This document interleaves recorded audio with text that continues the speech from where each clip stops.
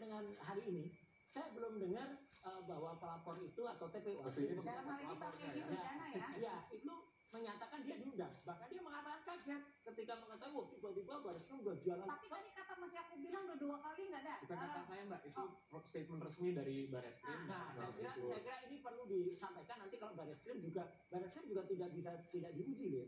Beliau nanti akan ada juga yang menguji apakah Kompolnas atau apa nanti ketika diperiksa.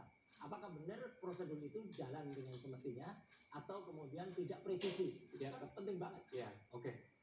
Yang perlu saya sampaikan mungkin Mbak Ode di sini, mungkin agak kurang baik kalau kita membangun narasi seakan-akan ada ketidakpercayaan kepada Polri. Kenapa saya bilang tolong dicari bukti-buktinya? Walaupun menurut kami dari awal sebenarnya laporannya tidak berdasar. Karena bukti-buktinya tidak cukup dari awal. Itu sebenarnya. Mungkin juga sudah masuk pada kali parsa juga kali ya. Tapi justru kami cinta kepada polisi.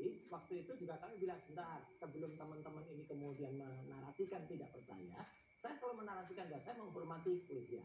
Ya gitu, termasuk tadi disebut G-Select tadi, yaitu Jakarta Center for Law Enforcement Cooperation. Itu sama ketika 2004 dulu, kita benar-benar kerjasama kepolisian dengan Australia ya Pak Susno. Waktu itu kan juga akhirnya supaya Supaya Polri ini meningkat kualitasnya. Dan saya sedih Mas, sama dengan kesedihan saya ke UGM. Gitu loh, Pak UGM bisa mengeluarkan ijazah dengan standar seperti itu. Ketika Bareskrim kemarin menyampaikan dengan tidak komprehensif, tidak kemudian dengan bukti yang mudah dicerna oleh masyarakat, itu kan malah membuat pertanyaan bagi masyarakat. Jangan-jangan benar ya ijazahnya memang tidak seperti itu. Kalau itu Pak Suparji, pertanyaan berikutnya adalah sebenarnya kita cari ijazah aslinya atau ijazah sahnya, dan bedanya apa nih otentik dengan asli? Mungkin juga ada bertanya-tanya. Ya, pertama kan yang menjadi perdebatan ini kan ijazahnya ini asli atau palsu kan.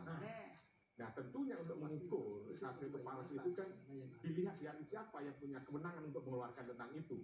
Maka dari sini sebetulnya yang harus diuji adalah apakah lembaga yang mengeluarkan tadi itu memang mengeluarkan secara sah atau tidak. UGM ya? UGM tentunya. Dan Pak Jokowi kan bagian dari penggunanya.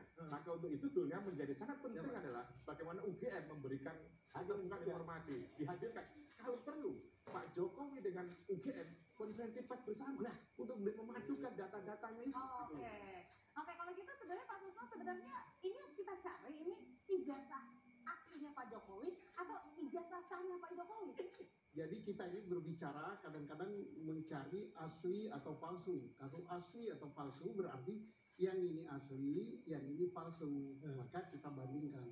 Sekarang yang paling penting itu adalah apakah ijazah yang dipegang Pak Jokowi itu sah apa tidak.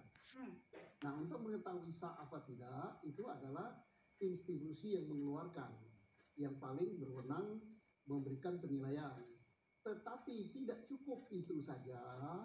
Kalau institusinya mengatakan ya betul itu produk kami terdaftar, ya kami yang mengeluarkan, maka betul mahasiswa UGM apa tidak pada tahun 80. Dulu kalau nggak salah belum ada Seven Maru, tapi ada Skanus, sekretariat bersama. Ada 10 university yang terkenal, misalnya UGM, UI, Undip dan sebagainya. Dilihat saja di koran daerah, karena dulu belum ada HP ya. Jadi artinya Mas Susno? Di koran daerah itu namanya Kedaulatan Rakyat atau Bernas, karena saya pernah di Jogja juga ya. Ada nggak nama Pak Jokowi diumumkan di koran daerah, lulus diterima sebagai mahasiswa Fakultas Kehutanan tahun 1980. Oke, jadi kalau gitu pertanyaannya berikutnya. Salah satu ya. Setelah itu baru dilihat di buku Indo dan sebagainya.